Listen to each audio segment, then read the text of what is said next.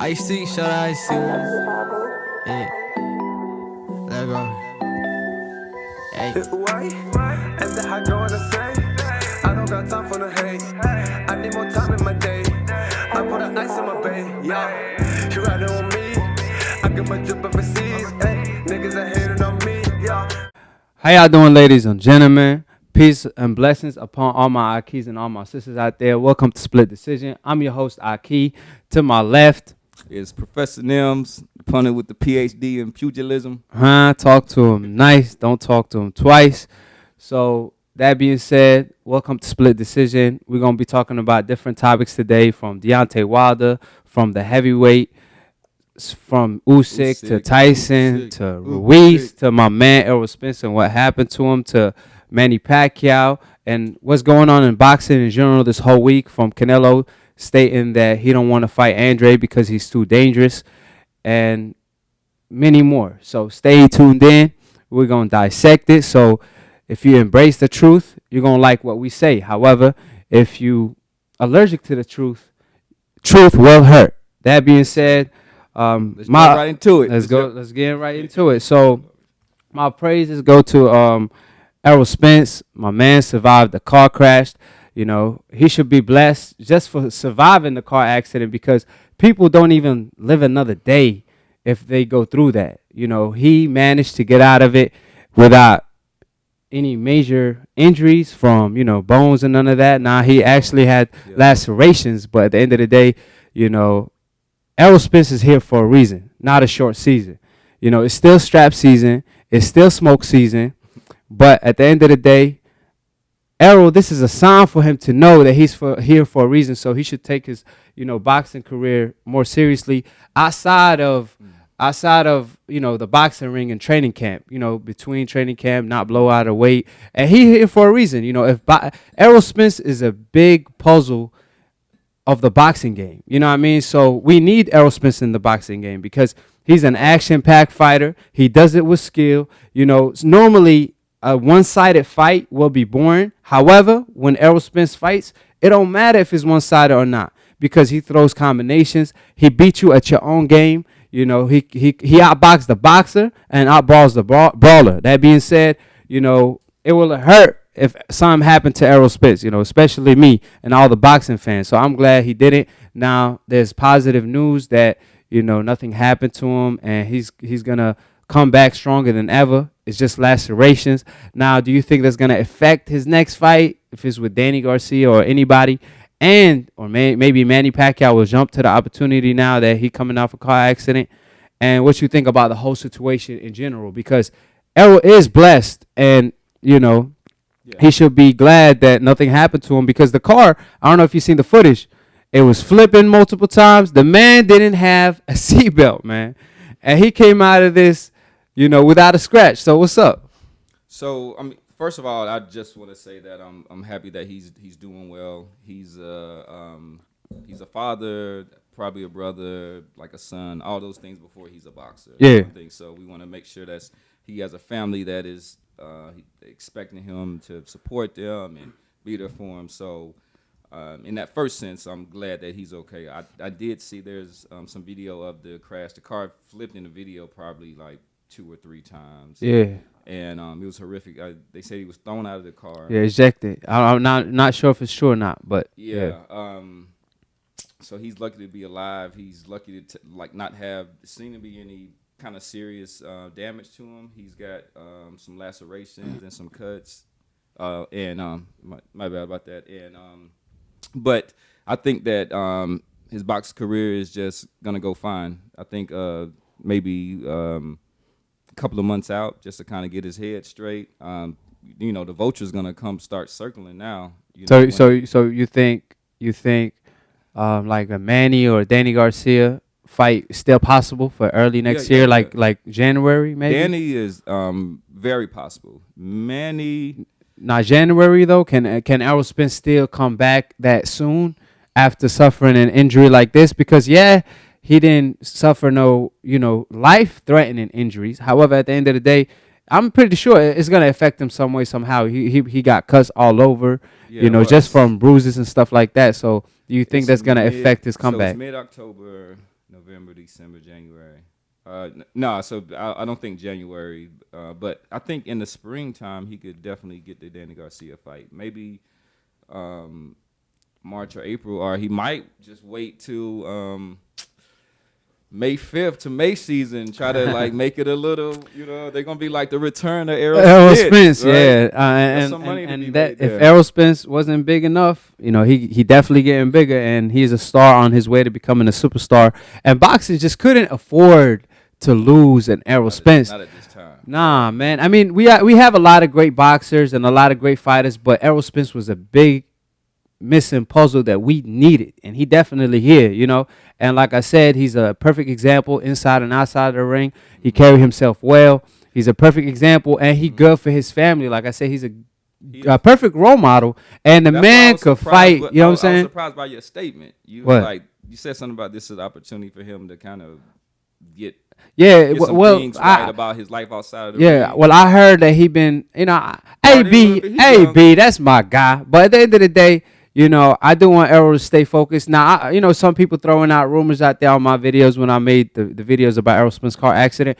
Oh, he was drunk, this and that. Now, I'm not saying that he was or wasn't, and I don't care if he was or wasn't. But I'm just saying, stay focused outside of the ring, because this is not his fault. When fame come to you, ask Mike Tyson. Things happen. You hanging out with rappers. Your favorite rapper you listening to, now you see him right in front of you, he your homeboy. Yeah. So that does affect you. So it's harder to stay focused, So I'm saying he just need to stay focused, because blessings going to come his way and a lot of distractions going to come his way. So he got to find his way and still have that tunnel vision like Floyd Mayweather had. Floyd, what kept him undefeated for 20 years, 2 decades, not just his skill, but whatever he always preaches, hard work and dedication for a reason.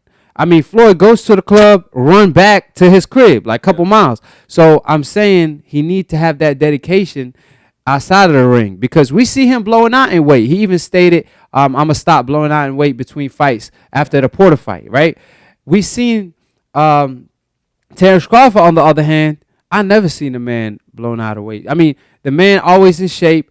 And that's his rival. He's a different body type. And he got a different body type, but I'm saying he's still. I heard that Terrence Crawford always in the gym, no matter what. And sometimes, sometimes hard work beat talent when talent doesn't work as hard. Yeah, so I'm just saying, you don't want a person to beat you just because they working harder than you on their off season than you do. You know what I'm saying? So I'm saying, but let's also give him the benefit of the doubt. One, I was going to say, he's never missed weight. He's always been disciplined.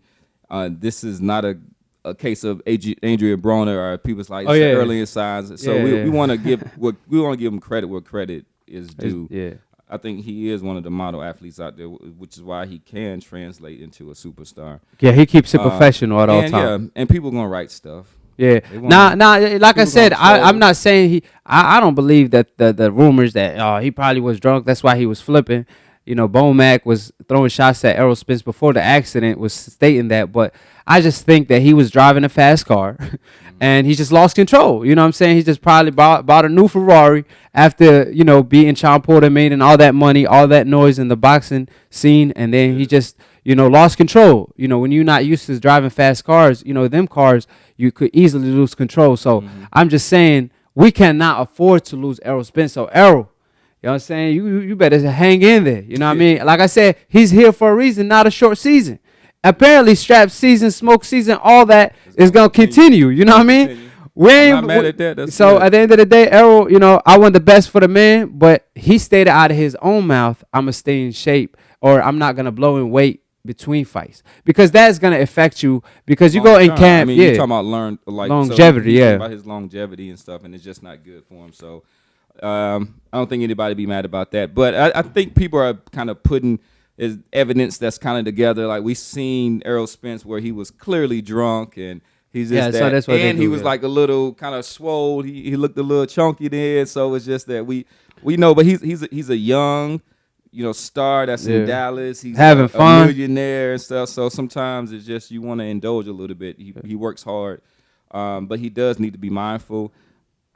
to me, this is my always. If you are a millionaire and you are the kind of the center of all of this that's going on around you in that sense, then you shouldn't be like driving like 3 o'clock in the morning. Particularly if we don't know if you've been drinking. Particularly like if you have been drinking, it's just like you got all these people around you that you support. It's just like, well, they don't need to be a driver because we got to protect the main. You know what I'm saying? Yeah. The main thing. So it's like, so being smart in situations like that is just that kind of like little thing. So, but it's a fast car. You know, drive it fast, but.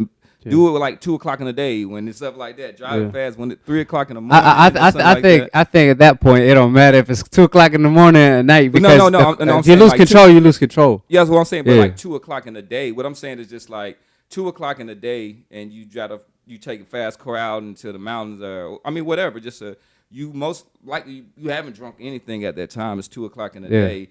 It's gonna be you're gonna see clear vision. Yeah. People are gonna be able to see you. So like all those elements make it less dangerous. When it's 3 o'clock in the morning, you might have had a drink or two, which there's nothing wrong. Then it's like it's dark, the vision. So it's like if you do that, but like be smart.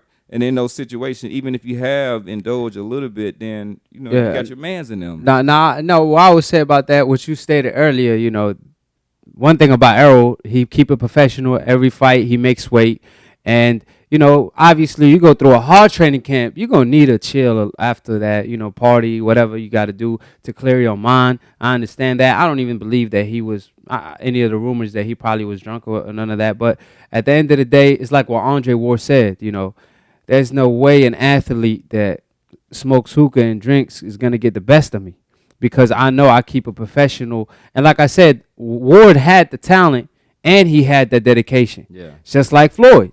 And I believe Errol Spence has the talent and the dedication. He just has to stop the little bad habits here and there in between fights, like blowing in weight, maybe drinking on the side a little bit. Yeah, you know what I'm saying, get it out, but you don't even want to get into that. You don't, you know what I'm saying, don't even drink at the end of the day. You an athlete, live the life of an athlete. That being said, all my, prayers go to Errol Spence. I hope he will come back stronger than ever. And I hope no lacerations going affect him in the future as far as cuts because we all know he fought Sean Porter. He came out of that fight clean, like he had no cut, none of that. You know what I'm saying? And everybody that fight Sean Porter normally come out with bruises, but because he knows where to position his head in the inside and stuff. But still, it shows that Errol Spence doesn't swell as fast or get cuts as fast as other fighters. Mm-hmm. So I hope and I pray, inshallah, that it stays and maintains that way. And after the accident, he don't just get cuts out of nowhere, just out of jabs because of the accident. That being said, on to the next topic. Now, this segment called Settle the Score. We got to settle the score, baby. What's up, Professor Nin? Okay, these not my questions. These the fans' questions. Oh, yeah. So you in the hot seat, Professor Nin. I'm not. You know what I'm saying? Some people was on your side. Cool over here. You know what I'm saying? Some people was on your side, but most people was on the Akhi side. You know what I'm saying? They ripping my game. So did you count it up or you just? No. I'm being honest. Really? You know what I'm saying? I like facts. I don't want like. No. It's facts. Yeah, I say 90% to 10%. But if you count the pack stars, you probably winning. But let's get straight to it. So now, out of your own mouth. This is not my statements. They just want you to explain yourself because you came out of this on your own mouth. You stated that. I'm good at doing that. All right. So you stated Errol Spence and Sean Porter, they popular by the same. That's why their fight grossed more than the Mikey Garcia fight because both of their names ring a bell, right? Mm.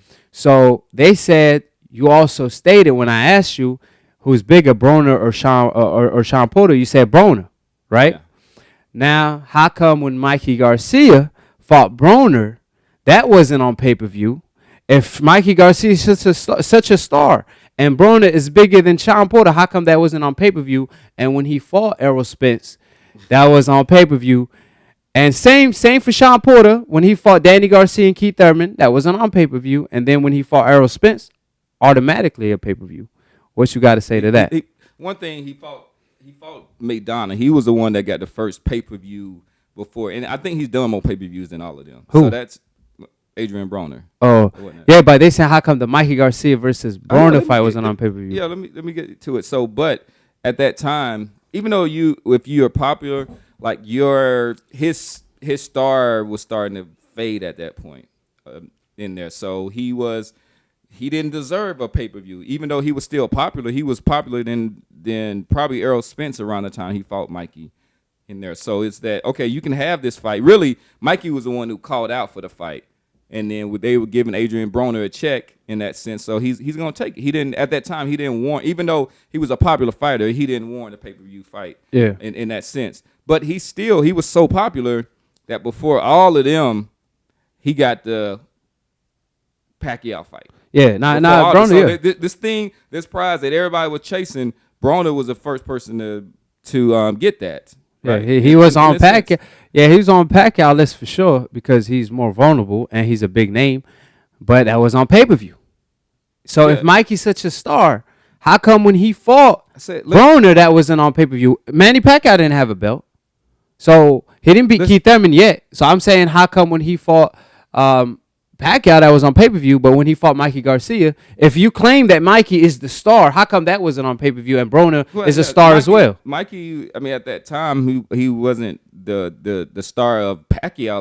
Like nobody was the star of Pacquiao at there, but he was enough to warrant a headline and do that based off him calling out somebody, calling out Adrian Broner. So he was able to get that, and then the fight with Errol Spence was almost, it was kind of seen as a kind of a super, like a super fight, not a superstar fight, but a super fight. And Mikey was so much of the star that he basically chose that fight. So Mikey's the one, he's like, if I want to fight this person, I get that fight, and I usually can headline. Then not only that, he's the one that kind of called out Errol Spence, and then so that speaks to his star value. Who? To Mikey. Man, nobody know Mikey Garcia. Man, they mistake him for a construction worker sometimes. So that's a lead up to my next question by the fans. Now, you stated that the reason why Errol Spence versus Sean Porter sold more than Errol Spence versus Mikey Garcia is because they had more on stake. Like there was a belt, it was a unification at welterweight, right? Hold on. I want to just make sure that you phrasing the question. So I said there's a lot of factors that contribute to it. Yeah. And then so that was, I wasn't saying that was the that was one of them. But that was one of the reasons. But go ahead. That's the main one because it's the big unification, and the last unification we had was Danny Garcia versus Keith Thurman. That fight wasn't on pay-per-view. Even though Keith Thurman beat Porter and Danny Garcia more famous than Porter, right? It still wasn't on pay-per-view. Sound like it's Errol Spence the star to me, but let's go by whatever you said. So you saying that fight was a unification, that's why it was on pay-per-view, right? Even though you kind of dismissing Mikey Garcia because you said Mikey, when he was calling out Errol, that was a big fight because of he was a pound-for-pound fighter, and he was a champion at his own right in the lower weight divisions. It was a big fight. It was different, yeah, but the stakes weren't as high with that fight. But I think, to me, that speaks to Mikey's star power. Okay. No, hold on. Keep that. You say I'm keeping that in. You saying there's more on stake. That's why Sean Porter versus Errol Spence did more, right? No, I'm not saying that was one that, like, the fight was, this was a unification bout. We don't see that. These were two of the top welterweights, so that all adds into it. Exactly. Now that's my question. Now, so how come Errol Spence versus Manny? You stated that Manny versus Mikey will do more, but you said that. Now you saying you just stated right now that it was more at stake. We all know Errol Spence versus Manny is way more on stake than Manny versus Mikey, because Errol versus Manny is for all three belts. Manny just beat a Keith Thurman, the guy that Errol Spence was supposed to have a mega fight with, and Keith Thurman kept avoiding that fight. Now Manny did that, beat Broner, coming off 2 big wins on pay-per-view. Errol Spence coming off 2 big wins on pay-per-view as well. It's 3 belts on the line. Meanwhile, you stay in Mikey versus Manny Pacquiao going to be a bigger fight when Mikey coming off a big ass whooping. I didn't say it was going to. No, you said sell more. So that's what I'm saying. So you saying that you said, Sean Porter versus Errol Spence sold more because there was more at stake. It's more at stake Errol Spence versus Manny. There's more at stake there. So how you justify saying Manny versus Mikey gonna sell more when Mikey coming off the biggest ass whooping? How they go promote the fight? Well, one, I was saying, I think that's what you do as a fighter. There's risk and then there's reward.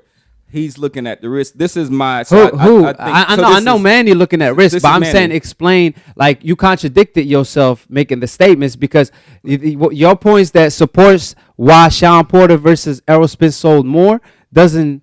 It contradict the Mikey Garcia, the Manny versus Errol Spence. What you're trying to do, you're trying to take two arguments that I had, two separate arguments, and then you're trying to like link them together. And so he was like, "No, I'm saying not me. That's what the fans calling you out on. You, they saying right, you so switch your agenda. You like my agenda. You're switching the narrative when it comes to Mikey. So Mikey, I think that Mikey has like star power. So one of the things is that when you fight somebody and then you do beat them in a convincing points, a convincing fashion, then you kind of take some of that star with you, right? So like when Floyd Mayweather beat Oscar De La Hoya, he takes that with him. He takes a part of that. You support my case now because that's what I said. Errol Spence is the star. It ain't Mikey. That's the answer to all of what you're saying. If you say Errol is the star, which he is, the reason because he wasn't a superstar. Because I know we argued about that last show. Check it out on last episode of Split Decision. Episode 3 is on my channel on Akhi TV.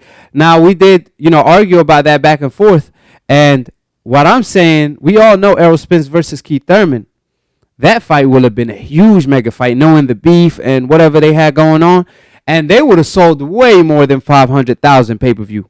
I know they would have sold more than the Manny versus Keith Thurman fight, proving that Errol Spence is as relevant as Manny Pacquiao today. I'm not saying he's more popular than Manny Pacquiao overall. Absolutely. I'm talking about today. He's more relevant to me. Okay. He's more relevant. My point exactly. We can't be talking about the past. We're talking about today. But so if Errol Spence is like top 3 relevant boxers today, right? Support my case. Sean Porter ain't even on the list. You comparing Sean Porter to Errol Spence when Sean Porter doesn't compare to Errol Spence. No, like you complain. So like dominance and being the best out there that means that you're relevant. That doesn't necessarily always equate to that you're the biggest star out there. Sometimes it does. Like numbers does. When you had Floyd, but there was times when the biggest star out there wasn't the best boxer or I agree with you, but I'm saying numbers prove Errol Spence is the most popular of the bunch because Errol Spence is doing the best than Mikey Garcia and Sean Porter, and it proves it because every time they fight Errol Spence, they on pay-per-view. However, when Danny fought Keith Thurman, that's not on pay-per-view. When Keith Thurman fought Porter, that's not on pay-per-view. When Garcia fought Porter, that's not on pay-per-view. When Mikey fought Broner, that's not on pay-per-view. But as soon as these guys, the top names, stepped in the ring with Errol Spence, automatically a pay-per-view. The reason why, because Errol Spence is a pay-per-view star or becoming one. I'm saying today, as far as boxers that's relevant, we got Deontay Wilder, Canelo Alvarez, Ruiz heading there, and Errol Spence. But top 3 is Errol Spence in the mix. That being said, so if that's the case, it supports my case that it's not your boy Mikey that sold the pay-per-view. It ain't Sean Porter that can't even sell a family reunion. Listen, I would say that Manny Pacquiao is still the most. He will sell the most out of all them. I just think he has. He sold only 50,000 more than Errol Spence. Does that make you a superstar? This is my opinion, but Mikey Garcia. Errol Spence did not get the pay-per-view fight until Mikey Garcia called him out because they knew that even though there was all this disadvantage that he had, that people respected him and people were going to tune in. It did pretty good. But listen, if Errol Spence keeps coming through, knocking these guys out like he is, like you keep knocking off these people and stuff like that, you are still kind of the rising. My point was, I think that Mikey Garcia is going to get that fight because of the risk and the reward. Because he's beatable. That's a winnable. That's a real winnable fight for Manny Pacquiao. No question. Plus, it's still going to be a good reward in the pay, even with Mikey Starr being diminished a bit. When I think he looks at Errol Spence, he's going to be like, I could take a lot of lumps from this young, strong son that, and what I'm gonna get from that I don't know where it is. It's comparable to what I'm gonna get from Mikey Garcia. I think that's what he feels in his mind. I agree with you on that. I'm not arguing with you on that part. I know Manny wants the Mikey Garcia fight, but I'm saying it's not a bigger fight than Errol Spence versus Manny Pacquiao, and you stated it is. So that's why I'm saying. I stand corrected. That's what I'm saying. I don't recall saying that. I would love. Oh, to you go see that. You did. I mean, but like bigger fight as far as the stakes. As far as pay-per-view sales. I don't know what that's gonna be. Like I would still stake it, but I'm talking about big fight and then sales is different. Like I'm that's not a bigger fight. Like that the big fight is a unification. The Top Gun Young against this legend, something like that. Yeah, that's gonna be that. But I think the sales could be comparable. that lead up to sales that equal revenue, that equal sales, because you can promote a fight. Like people who care. They care. Anybody really, a casual fan will see this, be like, man, hold on, Legend versus this dude, I might be interested. Well, but yeah, when I'm Mikey, when you see, as far as like but I'm saying when Mikey, like that. yeah, but when you see Mikey coming off the biggest ass whooping of his life fighting Manny Pacquiao, you're like, man, hold on, man, I'd rather go out that Saturday night. Now I'm saying, you know, that's all I'm saying when it comes to that. And you know, one fan asked me to ask you, since Errol Spence is not a pay-per-view star, because see, this is the thing. Hold on. Okay. I don't think Errol Spence is clearly a superstar. He's on his way. He's on his pretty boy stage right now, right? He's about to be money made. He on the way. He knocking on the door. If Manny answered the door, he might be money made in no time, right? But the thing is, if Manny is on pay-per-view against the Brona, who's a way more popular than the Sean Porter, and does 50,000 more than Errol Spence versus Sean Porter. So you telling me all Errol Spence has to do is do 50,000 more next time on pay-per-view and he a superstar? So that's what I'm saying. Like, is all he already on his way. And, you know, we don't want to spend too much time on this topic. Now, they answer this question for the fans. Go ahead. So I'm ready to. They said if Errol Spence is not a superstar, what is or a star? Oh, no. If Errol Spence is a star or a superstar, what is Terrence Crawford? That's what their question was. So Terrence Crawford is a star in the game of boxing.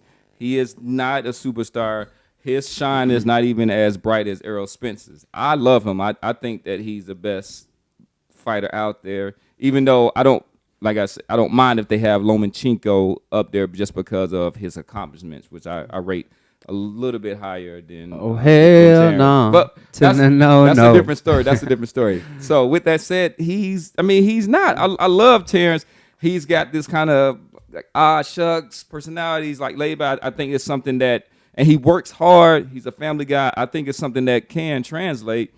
But as a superstar, nah. And he had opportunity. He could have got some of that Manny Pacquiao, bumped by like serving him and doing it. His promoter didn't let that happen and give him that opportunity, but he's not there yet. We were arguing about his best. Like my friend thinks his best win is Gamboa, and like I have a hard time. I think that's a good win, but I'm saying he do gotta fight his biggest fight and his defining fight for his career will be in Errol Spence. So moving on to the next subject, or not the next topic, was of our argument. Now you did state Floyd Mayweather ducked Costa Tszyu. I told you he did not. And I did my research. Okay. And this is what I came out with, proving my case. Oh. So you're going to throw the white flag today. Professor Nin going to surrender today. So Floyd Mayweather, when he moved up before Gotti, he beat the crap out of Gotti. He called out, he wanted to fight Ricky Hatton, he wanted to fight Costa Tszyu. Now, them guys didn't want to fight him because he was just looking too invincible. I don't blame them. Then, when he beat Gotti, a week before that, or a couple weeks before that, Ricky Hatton fought Costa Tszyu. Costa Tszyu was kind of old. Ricky Hatton fought him, and he beat him. Yeah. So, as soon as Floyd Mayweather got the title at 140 and beat Gotti and had the strap, Ricky Hatton was the only other champion, and Ricky Hatton turned down that fight.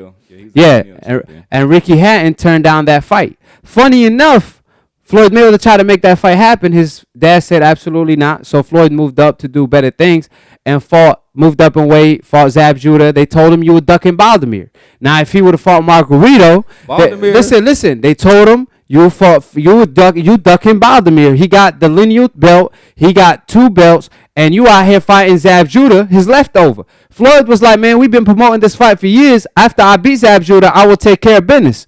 So he fought Baldomir, and Margarito was on the other hand. Like the Mikey fight. So if he would have fought Margarito, they will claim he ducked Baldomir. So he fought Baldomir. Yeah. Listen. He fought Baldomir, beat Baldomir easy. Then Oscar De La Hoya fight came on the table, and that's when Floyd left Oscar De La Hoya. He left Oscar De La Hoya to make not Oscar De La Hoya. He left Bob Arum and Top Rank to make the Oscar De La Hoya fight. Funny enough, as soon as he becomes money made, guess who calls him out? Ricky Hatton, the guy who ducked him at 140 after ducking Floyd Mayweather, the guy who beat Costa Zoo. Now, it's not Floyd Mayweather's fault. He was trying to fight them guys prior and after, but, that didn't come to fruition. Now, Floyd Mayweather obviously felt disrespected after Ricky Hatton called him out. Ricky Hatton had a good record of 41-0, 42-0, so Floyd Mayweather took that fight, whooped his ass. After he said, after Floyd fight, it was a good, that was. So I'm saying you said Floyd Mayweather ducked Costa Zoo. That's not true. You said Floyd Mayweather ducked Margarito. That's not true. He, matter of fact, knocked out the person that fought that knocked out Margarito. He fought that person, which was Sugar Shane Mosley. Sugar Shane Mosley himself was ducking Floyd Mayweather, if you wasn't informed. And Floyd and Sugar Shane Mosley, guess what he blamed it on when they asked him to fight Floyd? His teeth. His teeth. He said, "I need to do." Stop playing, man. Do I get to make my point? Go ahead. So. Now with this, I was trying to make a point. If somebody said that Floyd ducked somebody, these are the arguments that you can make, and I set that out there. Now with that said, but they're not true. Well, listen. With that said, facts matter. Go ahead. With that said, we don't know the facts. I gave you the facts. We're just privy to. That's the facts. We don't actually know what Floyd. But the thing is, if Floyd wanted to fight either Margarito or Costa Zoo back then, he could have fought them. No, he couldn't. They turned the fight down. Like doesn't Andrade? That's a different argument. Doesn't Andrade? Hold on. Doesn't Andrade want to fight Canelo? He will do anything in his power to fight Canelo, right? Yep. Why that fight didn't happen? I mean, they're on the same stable. What is Canelo came out and stated? Hold on. Canelo came out and stated that the zone. No, he said that's not a big fight. That's what he stated, right? Mm-hmm. He stated that he born. He said, hold on. But I'm saying, what you mean? When Floyd was pretty boy, he wasn't a pay-per-view star either. He was popular. He was the #1 pound for pound, but no one wanted to fight him, including Sugar Shane Mosley. Floyd Mayweather beat Corrales when he was an underdog, right? After he beat him, guess who he called out? He called out Sugar Shane Mosley when Sugar Shane Mosley was 35-0 at the lightweight division. He called out Prince Nassim Hamed, the feared puncher at featherweight. And those the two top guys in the different weight division at 126, 135. That's the top two, right? Mm-hmm. And he was the top guy at 130. Nobody wanted to smoke with Floyd. Hold on. I'm saying that's how bad Floyd Mayweather was. Nobody wanted to fight him. So I'm comparing him to Andrade because Canelo is scared to death from Andrade, talking about it's gonna be boring because the guy is not. He's too good. Oh, he's not a guy who lacks defense. I can't hit him. Or he boring. So he gonna hit me and I'm not gonna be able to hit him back. That's what Canelo is saying, right? That's why Hatton and Costa Zoo and Margarito and whoever didn't want to fight Floyd Mayweather back in the day because they didn't feel like they could beat him. They feel like, okay, all this dude gonna do is embarrass me. However, after Floyd Mayweather became money made, they were like, you know what? I take this ass whooping for that money I'm getting. Listen, why not? So what you saying? Costa Zoo didn't? You saying Ricky Hatton didn't duck Floyd Mayweather? You saying Sugar Shane Mosley didn't duck him? You blaming on Floyd? Those guys have you said Ricky Hatton. I've never brought up Shane Mosley's name. I've never brought up Ricky Hatton. Who you said Costa Zoo? I said I just gave an example of that. If we don't, I think that 140 was Floyd's best weight at that point. That's why they didn't want to fight him. But he did not stay there, and he really hasn't carved out any kind of legacy at 140. But this is why I thought with his combination of speed and power and everything at that weight was just he could just dump. He could walk around out about 150, which he already is, and then make those guys be at 140. He would punish them. I thought, but he didn't. At that time, he was making business decisions. He did not make business decisions. They ducked him. Gotti was a they business ducked decision. him. I'm Gotti saying he was a fought business Gotti decision. because Gotti fought him. But Ricky Hatton didn't want to fight him. Ironically enough, Ricky Hatton fought him after he became Money May. So he beat the best 140 pounder. Did Margarito ever want to fight Floyd? Let me ask. Did he beat the best 140 pounder? Yes or no? At the time. He didn't beat him at 140. He beat him Why? at 147. Why? Ricky Hatton didn't want the fight. He ducked the fight at 140. I think Floyd was making Ricky come up. No. He was at 140, tried to make the fight at 140. Ricky Hatton dad said absolutely not. After Floyd Mayweather, years later, after he beat Oscar De La Hoya. No, you keep saying it's business decision. No, hold on. No. My point is this. Hold on. Bringing Ricky Hatton into because you said Floyd Mayweather 140 was his best weight. However, he didn't make legacy there because he didn't fight nobody. It's not that he didn't want to fight nobody. They didn't want to fight him. Imagine Floyd Mayweather being ducked at 130 and 135. You think they was going to want to fight him at his best weight, 140? How many fights did Absolutely he have at not. 140? Couple fights, but they didn't want to fight him at 140. Nobody wanted to fight him. He didn't just stay there, just do it like so. He was because the big fights, exactly. They was not that's not a business decision. That's a gangster decision because he moved up. He moved up. Fights mean big in money. Right? Okay, but we see Errol Spence. We see Errol Spence today having his best challenges against the Sean Porter because Sean Porter proved himself. That's a big fight against maybe in the future Danny Garcia, Manny Pacquiao, Terrence Crawford. That's the Floyd Mayweather fights that he was chasing. He was chasing the Oscar De La Hoyas, the Sugar Shane Mosleys, the guys who ran from him. They ran divisions to run away from him. So he was chasing the Oscar De La Hoyas, the Sugar Shane Mosleys, right? They was all the management was keeping Oscar De La Hoya away from him. Exactly. So you out here saying Floyd Mayweather didn't fight these guys. You blaming it on Floyd. I was just saying throughout his whole career. I'm saying I can make an argument that he did not go after these fights. You trying to make the argument, but I'm countering it with facts. See, you gotta call a spade a spade. I know, but hold on. You can't be around the bush because you gotta call a spade a spade. You out here, what's this show called? Split decision. Split decision. But I think I just knocked you out. Hey, throw in the white towel. Your corner, throw in the white towel. Hey, your corner saved you. I can't talk no more, man. Your corner saved you. Because facts matter at the end of the day. Let the people, they said I won last time. I think they're gonna agree with me this time as well. Let's go on. You on the towel in order to throw? Okay, because your corner. Now I'm saying your corner might want to save you because he in the blue corner. I'm in the red corner. You know what I'm saying? All right. So on to the next subject. Your man Usyk versus Witherspoon. So Witherspoon obviously was a late replacement for Tyrone. I don't know if y'all saw Tyrone on Instagram and YouTube.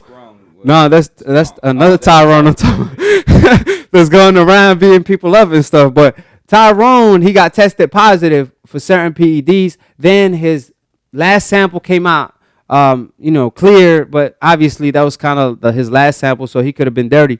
Then they gave him a replace opponent, which is Witherspoon. Now the guy that knocked out Anthony Joshua supposedly in sparring, Eddie Hearn promised him that he was going to give him a shot here and there. However, when he had the opportunity, he stepped up. But Eddie Hearn said, absolutely not. You're not messing up this plan and this money because I believe, in case AJ gets knocked out, he planning on replacing Usyk and make a big mega fight between Usyk and Ruiz or Usyk and Deontay Wilder. Rights to Usyk? Yeah, that's his fighter. I think he signed him. So he gave him a replacement opponent, Witherspoon. He not a good. I mean, he a good fighter back in the day. But when I say a good fighter, I mean like decent, like for an average fighter. Like I'm talking about a fighter that I don't know about good. He will be labeled as to the fans that like to call people out. He will be labeled as a bum, and he's washed up. And Usyk couldn't stop the man. I mean, it was the 7th round. He had to quit on the stool because he didn't train for this fight, and he took on late notice. And Usyk, like I said, he was getting cracked with a couple right hands. You picture Deontay Wilder doing that, he might put him to sleep quick in the early rounds. That being said, how did you see the fight? How did you see that fight first? Because we're gonna talk about him in the heavyweight division, but how you saw that fight and how that fight played out in your opinion? Yeah, I mean, it wasn't too many surprises. Chaz looked like he wasn't ready for a fight. Looked like he got out off the couch to fight somebody. It's not his fault. He got a very, very late notice. He took a paycheck, and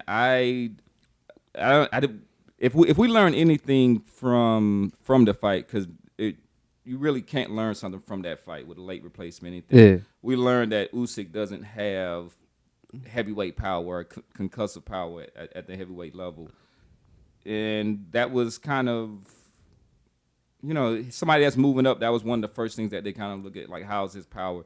He throws good combinations. He's light on his feet, but we're in the era of the super heavyweight. Yeah, super duper heavyweight. Can take a shot from a shot on the top of the head from Wilder will eat him up. He could definitely outbox Wilder over the course of a fight. He's left-handed. He's gonna be turning Wilder. But all he needs is just that one punch. And if Chaz Witherspoon was coming in with some straight right hands, then that means that Wilder is going to at least land a couple, and with him it only takes one. Yeah, Usyk is not sweet with his defense. I always say Usyk reminds me of a poor version of Lomachenko at the heavyweight division. Like, he has the style kind of like Lomachenko, but the problem is he's not as elusive, he's not as mobile, and it works better for Lomachenko in the lower weight divisions. The only fighter that is as mobile as a lightweight is Muhammad Ali. I mean, Muhammad Ali, with his footwork, he was dancing. The man was not moving around the ring. The man was dancing and throwing combinations and could knock you out going backwards. That's the only elusive heavyweight that I've ever seen that could move like a lightweight. Mike Tyson, obviously, with his upper body movement too, was impressive. But, if you box, you're going to get punched. If you swim, you're going to get wet. And especially with a Deontay Wilder, for example, Deontay Wilder, he got an eraser. Whatever you wrote in the history book, he gonna erase it with one punch. So the fact that Usyk, get caught, especially he got caught trading punches with Witherspoon. Witherspoon was, timing him and will trade a right hand for a left hand, and he caught him here and there. And Usyk obviously adjusted and put it on him, but he couldn't put, like you said, Witherspoon out. That wasn't a good sign. And, he wasn't as impressive as I thought he would have been, especially against the Witherspoon. So people was coming at me talking about I'm hating on Usyk. Nah, I'm just calling it what it is. Y'all going to throw, like, this dude calling out Deontay Wilder. After the fight, he changed his mind. He like, you know what? Fuck that. I'm gonna face Ruiz. I think I'd rather face the winner of Ruiz and Anthony Joshua. He didn't bring up Deontay Wilder. He said it's up to my promoter. So he's already kind of retracting his comments. So I'm saying I'm just calling it what it is. Like, don't be mad at the message. Be mad at don't be mad at the messenger. Be mad at the message. You know what I'm saying? So Usyk just not a good heavyweight. Like, Holyfield did it, but Holyfield had the it factor to being a great fighter of all. He one of the greatest of all time. I don't think Usyk has the attributes like Holyfield, like the chin, the heart, the determination, the skill. He's only had one heavyweight fight. Yeah, but I'm saying I didn't see that. Like, I didn't see none of that. I mean, he didn't have to. He didn't have to show it. I think he would have. He should have showed it and tried to knock the dude out. I mean, at least come on now. He didn't try to like Witherspoon. He didn't. I mean, I'm saying he was like he was trying, but he couldn't. He tried. Yeah, that's what I'm saying. But it's a difference between trying and doing it. He won the fight. He stopped. He got somebody out there who basically was ready to go and find a place. He got somebody out there that was supposed to get knocked out in the first round. Peep this, man. Usyk? Man, come on now, Witherspoon, bro. Witherspoon is a nobody, and he's washed up. He's like, he doesn't have a lot of first round knockouts. But I'm saying he's in his later part of his career. He's a late replacement. Somebody that was just like, we need to just save the show, and he, I would say at least the first 3 or 4 rounds he was trying to. I thought he was trying to. Yeah, if not trying to win, try to stay competitive. And I mean, Witherspoon is, you got to give him credit for stepping in the ring. You got to give every fighter the credit for stepping in the ring. But I'm just saying, calling it what it is. I don't think Usyk going to do much in the heavyweight division. I'm just going to jump to the next subject, which is how will Usyk do against the heavyweights, from Ruiz to Tyson Fury to Deontay Wilder and all that. So I'm gonna start it off with Deontay Wilder, and then you can finish it with some other fighters. Then I'll pick it back up. So with Deontay Wilder, for example, man, look, forget the power, because that's a duh. I mean, Deontay Wilder got way more power than Usyk. I'm talking about speed. Deontay Wilder has way more speed than Usyk. And we y'all know, Deontay Wilder got fast hands. People sleep on his hand speed. So Deontay Wilder got way more hand speed. Man, his power is on a different level, on a different dimension than a Usyk. He big for a heavyweight, tall and rangy, and he gonna crack your boy Usyk, and he's awkward tall. Man, that's a wrong style matchup, and I feel like that's a disaster. That's a recipe for disaster for Usyk, and he knows it. That's why he wasn't pursuing the Deontay Wilder fight. Now, he might have a better chance against an unfocused Tyson Fury, because we saw what Wallen did, and he was a southpaw. However, if Tyson Fury, because, when he fights unknown fighters, he don't care much because they unknown. They nobodies. But when he fights like a guy like Deontay Wilder, he do step up to the plate and comes correct. Yeah. That being said, so how you have Usyk against these heavyweights, starting with a Deontay Wilder, Tyson Fury, Ruiz, and so on and so forth. I agree. I think that Deontay Wilder is just a bad matchup for him. He doesn't have enough power to keep the Deontay off of him long enough.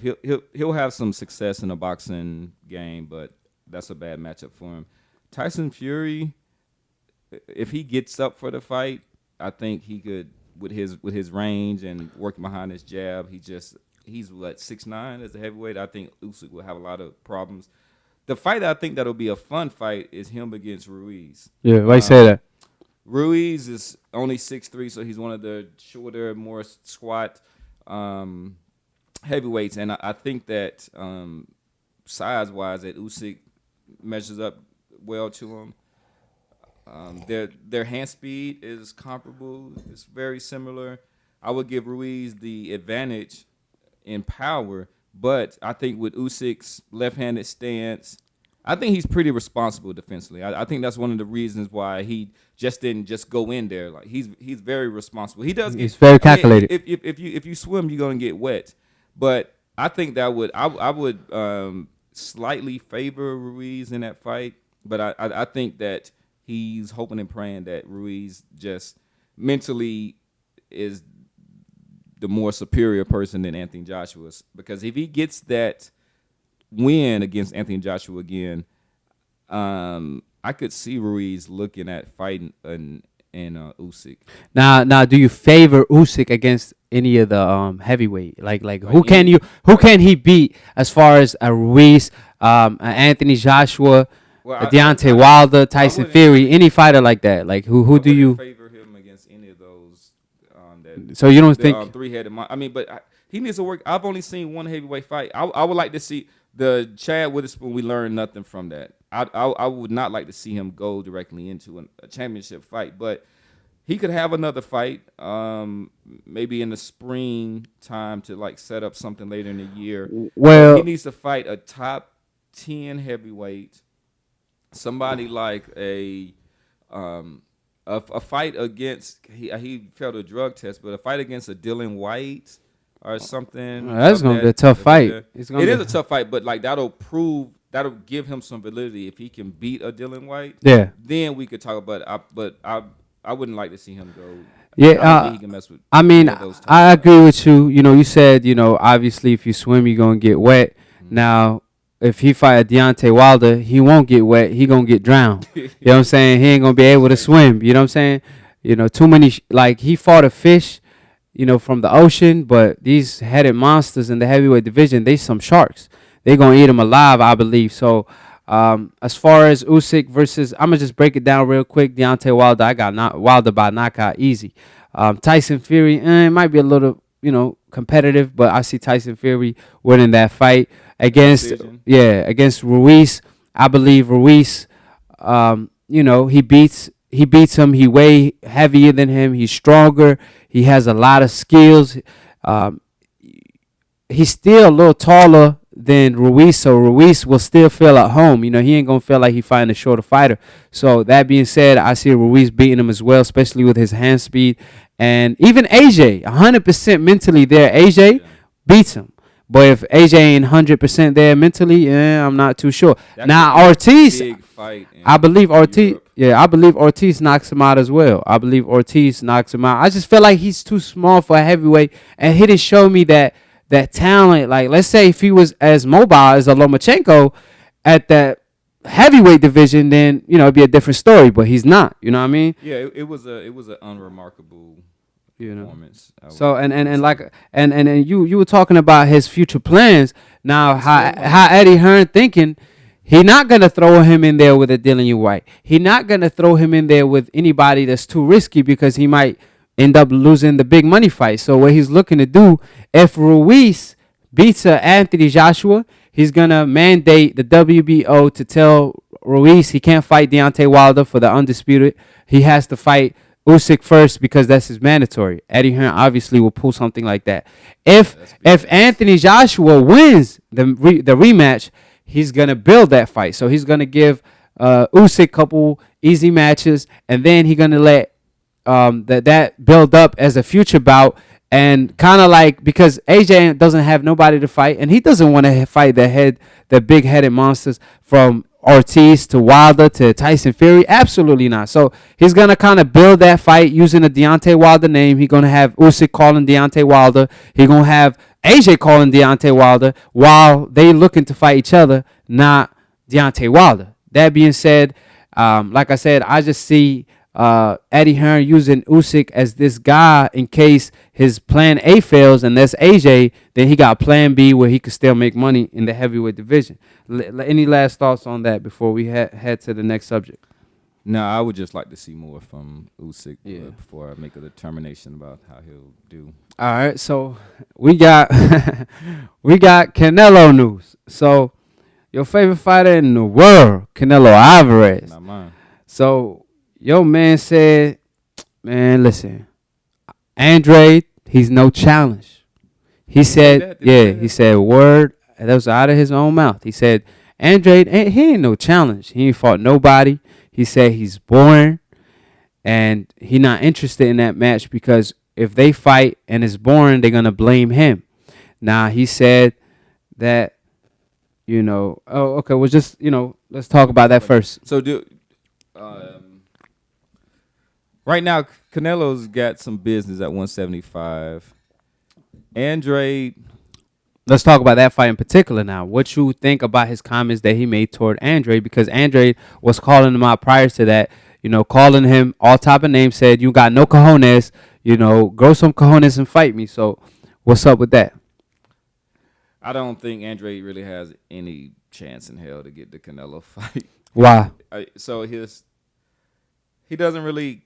He's a great fighter. I think that he's had another failure to launch career, and a lot of it had to do promotion and other things. Being ducked as well. But I don't know if there's a lot to gain from fighting Andre. I like watching him fight. I like real technical fighters. I wouldn't say that he holds a belt.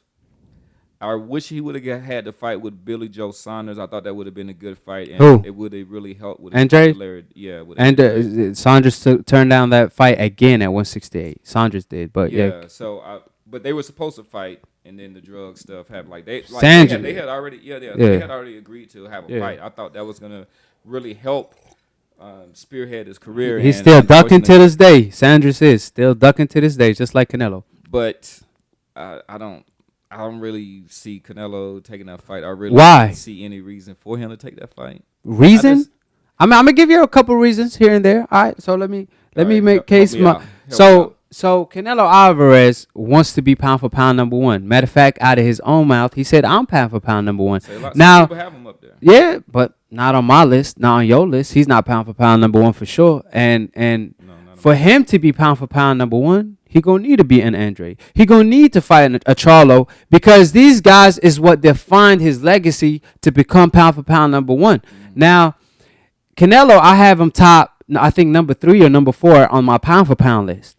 Now, how is pound for pound how is Canelo Alvarez trying to justify him being number one pound for pound when he's not the best fighter in his own division, the middleweight division? He said his long-time dream of his is to become undisputed at 160. That being said, just because he peeked down the corner and down the other street that, hey, look, on the DAZN street, I got Andrade and Gennady Golovkin. On the other street, I got Charlo. Man, I got to go through Andrade to become undisputed. Oh, you know what? I'm going to take a different route. I'm going to go the Kovalev route where, because that's a guy I could punch. Andrade, it's going to be a boring fight. I'm not going to be able to find the target. The dude is hard to hit. So they claim Canelo Alvarez improved so much from the Floyd Mayweather fight. However, who have he fought that's equivalent to Floyd's style? Like that's an Andrade or a Charlo at least. Like, I'm not saying they are a Floyd Mayweather, but that's the closest thing to a Floyd Mayweather style. And Canelo is not willing to fight. He's trying to cherry pick and duck and maneuver to stay undefeated and keep this image that he's the best, but you ain't fooling nobody because you saying, oh, you want to fight Andrade because it's going to be a boring fight because, oh, it's not fun for me to get hit and not be able to hit my opponent. My fans don't like that. They're not going to enjoy the fight. So I'm saying if you are the best and you claiming you the best, man, you know Floyd Mayweather on his way up, ain't nobody ever told Mayweather to his face or called him out on TV saying you got no cojones. Floyd Mayweather, the closest thing we got to that is Sugar Shane Mosley does that to him, talking about respectfully calling him out after the fight. And Floyd Mayweather got mad for that disrespect and fought him right away, coming off the Margarito knockout, right? So Canelo Alvarez is getting bullied by Andrade and Charlo in the media. Charlo saying, I will fight you in Mexico. Andrade told him, you got no cojones. You're not a Mexican. He almost told him, I'm more Mexican than you. That's the translation of what he's telling him.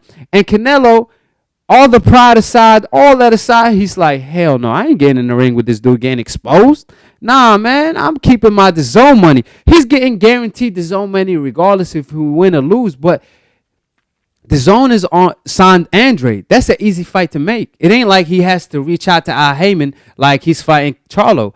But he don't want the smoke, and he's ducking Andrade, and he been ducking Andrade from the 154-pound division since he, I don't know if you remember, but when Smith got the title that Andrade was holding, the WBO, and Canelo Alvarez was so quick to fight Smith.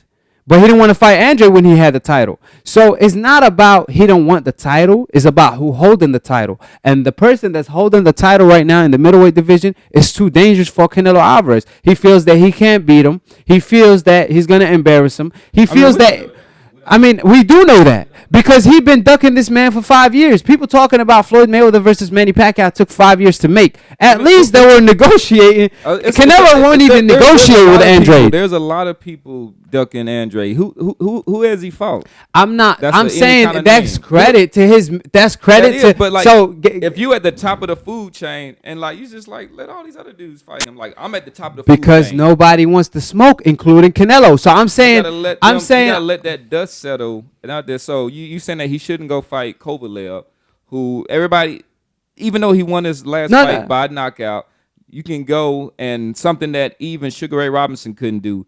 Go from middleweight and become. Never ever compare Canelo to Sugar Ray Robinson because you talking about a grandpa. You talking about Sugar Ray Robinson was 100. Hold up. He's the greatest. Yeah, but I'm saying he 150 fight in, and he was a fighter that used to fight one time every 2 weeks. And you talking about he a fighter that when he moved up and did that, it was a draw, and people thought he won the fight. It wasn't a draw. And I think it was a draw. It was a draw. The first time it was a draw. He retired, and he was winning the fight, and then he ended up retiring on the stool. Okay, well, it don't matter, right?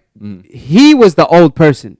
Kovalev is the old person in this case, not Canelo. Canelo in his prime. You know what I mean?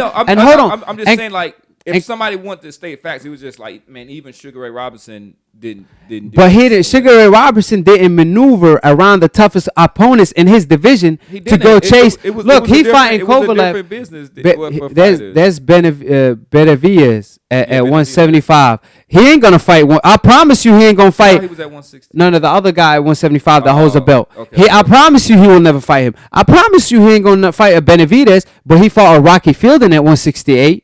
That you know, Rocky Fielding. Hold on. He takes some BS fight. Hold on. Rocky Fielding was coming off a knockout loss to this dude in the first round, and then he had the WBA bullshit title. I'm just saying. Why you bring that? Like, But I'm not exposing defending that decision. No, you saying no? I'm exposing Canelo bullshit. He fought Rocky Fielding coming off a knockout loss in the first round to get a belt. Now he fighting Kovalev on his way out the door, who almost got beat by a guy with 12 amateur fights and 18 pro fights, who had no step fights. I think it's I'm a smart saying move. I'm not I saying think you it. see somebody that's like, I'm cool I with think that. If you a lion, you can go out there, and not only that, but you can make history doing that. I would Hold do on. the same thing. I'm not, no problem. I'm not saying that he shouldn't fight Kovalev. It's okay. You want to cherry pick Kovalev? Go ahead. But how about fight Andrade in the future? How about stay? I will fight him in the future. He said he How ain't about never. Charlo fight Andre? Okay, Why that's won't what I'm Charlo saying. fight How him? come Canelo, if he really want to fight? won't Look, let me explain. Triple G fight him. Who? Triple G already turned down that fight.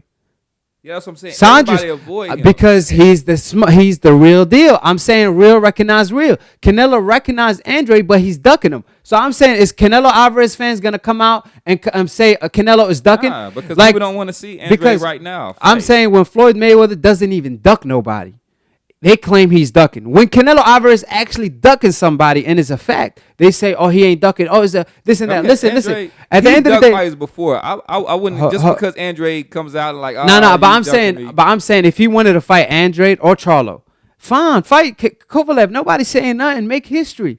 But how about this? How about tell Andrade and Charlo, if he really wanted to fight any one of them guys, this is what he would have had done. He would have said, you know what, Charlo, you know what, Andre, how about if y'all want to fight me, how about y'all fight each other and unify, and then I'll come to the table and bless y'all with a undisputed match. You know what I'm saying? If he really wanted to do that. But guess what he did? I'm down with No, something like I'm that. saying, but he didn't even say that. He said Give him he time, told give him he told Charlo, absolutely not. Got stripped of the belt. He told Andrade, absolutely not. You a born fighter. He said he ain't never interested in fighting him.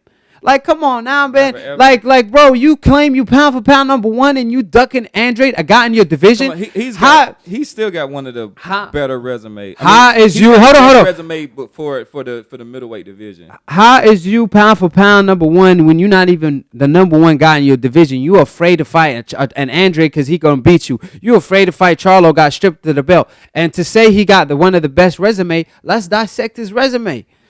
At Canelo resume, let's talk about it. Hold on. His first 50 pro fights. In the middleweight division, who got a better resume? Listen, than Canelo? can I make my case? Then you could Go ahead. I'm waiting. I'm All all right. So ears. Canelo Alvarez 51st pro fights. Yeah. Literally just a build up because he didn't have that much pro experience. He started So young. yeah, that's what I'm saying. So no problem. Till he got to what?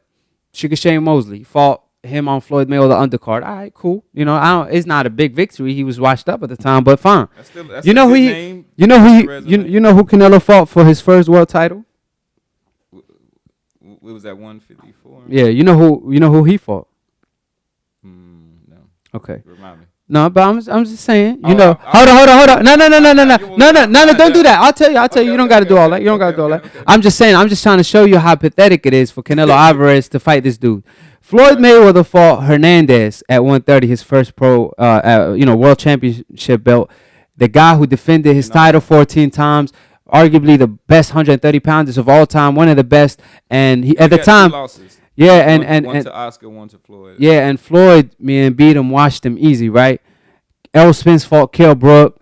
You got so many fighters. Their first title, be a tough fight, especially for these, guys that's about to be a superstar or promoted that way. You know who Canelo fought? Not Ricky Hatton. Ricky Hatton, brother. Oh, that's right. Hold on. Matthew Hatton. You know what Ricky Hatton? You know what was his division? 140. 7. And 147. you know Canelo fought him for a vacant belt at 154. Hold on. That's Oscar. So I'm saying, all right, after that he fought Trout, right, for undisputed. But years later, hold on, that's a good win. Now, but listen how he beat Trout. It was an open scoring in Texas where one judge had Canelo Alvarez winning every round. I'm like, why are you even there? Why you even watch the fight? How about you just score Canelo for every round and go home? Like, don't even be there. So it's corrupted. In that fight too. Yeah, but it was a close fight where the knockdown was the difference. However, the judges had Canelo Alvarez winning every round literally. And Trout, at the end of the day, after he saw that he was down on the scorecard, hold on. Keep on naming the name. No, but I'm saying after Trout fell, he was down on the scorecard because he could see the open scoring. He fought different. He started going forward, trying to be a knockout puncher when he not. And he won a lot of rounds versus Canelo. So move on. He fought Floyd, lost every round. That's not that he lost every round. That's an embarrassment. That's an embarrassment. Mosley. Hold on. Mayweather. Yeah, Mayweather. He fought Cricklin after Cricklin was out for years, and when Cricklin got knocked out by this dude, Japanese guy with 6 knockouts. Come on, I mean, that was terrible. Yeah, so Kirkland without Ann Wolf is so that don't even count. He avoided Jamel Charlo fight, and he ended up costing Golden Boy Jamal Charlo to leave. He avoided Andrade. He fought Smith. He fought Amir Khan, moving up 2 divisions. He fought Angulo washed up, and he fought Chavez Jr. at 164 at catchweight when Chavez was fighting at 175. So he fought Cotto. He fought Cotto at 160 when Cotto was, he wasn't at his best, but Cotto's a good win. Gennady Golovkin was a draw. He fought Lara, where Lara beat him. Lara beat him. But look at all these. Who has a better resume? These are like. I'm not. Them as Hall of Famers. Rocky Fielding. Hold on. No, that's just. Hold on. Ricky Hatton, brother. I said that he takes some bullshit fights sometimes, but I said compared to the middleweights out there. But I'm saying that's not middleweights. I was naming his whole resume. Hold on. He lost the Lara fight. Hold on. 4 to 160. He lost the Lara fight. People thought he lost the first Gennady Golovkin fight. I personally thought Gennady Golovkin lost that fight to Canelo. But I'm saying. I thought Canelo won the Gennady Golovkin fight. But at the end of the day, the second one? I thought he won both, but it is what it is. I mean, I'm cool with the draw. I'm cool with the draw. I'm cool with the draw for the first time. Not for the first time. But I'm saying Canelo's telling Andre to fight these other guys. These guys are avoiding him too. He needs some good wins. So if you won the belt, I don't know his best win. I'm trying to Andre. Like I don't. Man, he fought Nelson. Bro, Nelson knocked out Tony Harrison. The guy who beat or arguably beat Charlo. Come on now. Like, let's not take credit all the way. Man, that's just like one. There's just another name. He's just, the guy that beat that gave Daniel Jacob a close fight where Daniel Jacob, because of the knockdown in the 12th round, he won. Yeah. Andre beat him every round. Yeah. He just fought him. So he fighting good guys, but he's just making them. It ain't that it's not that Andre fighting nobodies. It's that Andre making them look like a nobody. So we're going to have Andre on the show too. Hey, boo-boo, you better hop on Split Decision. You better stop playing. Hey, Call. Credit for one thing. I told you, everybody avoids him. Like I saw him sitting out there for the Charlos just say like, hey, let's make a fight. But to be honest, Andre my dude, right? But he did avoid the Charlo fight because he thought, hey, I might get set up. Because I'm going to Showtime. How about y'all sweeten the pie? You know what I'm saying? So I did, he did messed up there because if he would have beat a Jamel Charlo then, it would have been kind of like a big win. You know what I'm saying? Yeah. But he didn't. Now, that was the only mistake he ever made. So you got to let him slide because he didn't know. He just signed with the wrong people every time. Like, come on, Andre. Bro, Andre, man, let me be your manager, Andre. I promise you, I'll promote you every day. I'm already doing that for free. So the least thing you could do is hop on the show. So we already know Canelo don't want no smoke with my man. But let's move on to what Canelo said about Andre Ward, the dream matchup.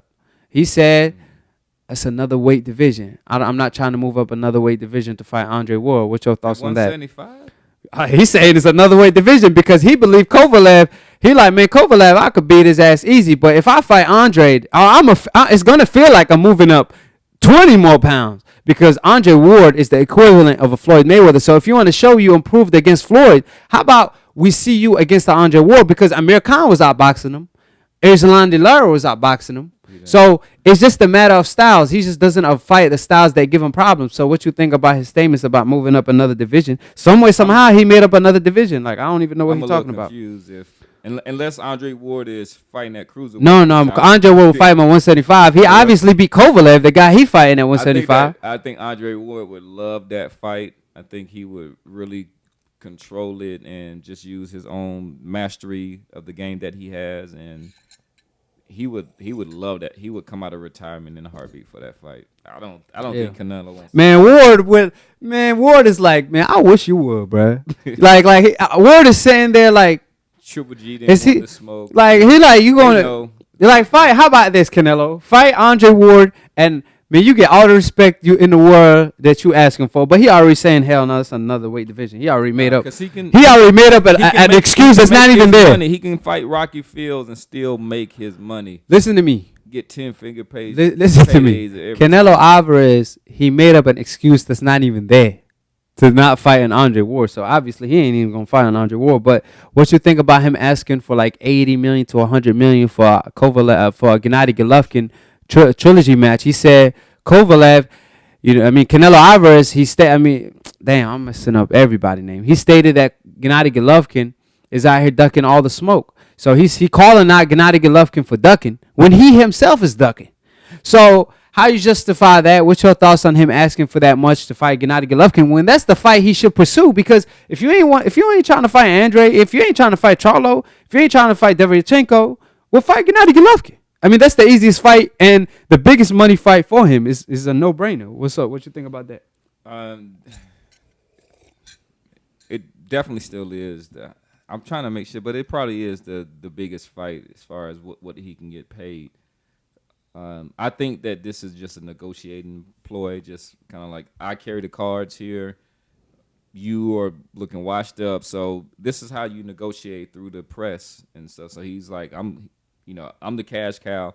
I'm still at the top. Everybody knows that your star is fading a bit, so I'm gonna use that to my advantage. Yeah. I'm glad he's doing that too. I don't like him for ducking Andre, but I'm glad he not trying to let Gennady Golovkin to eat off of him just like that.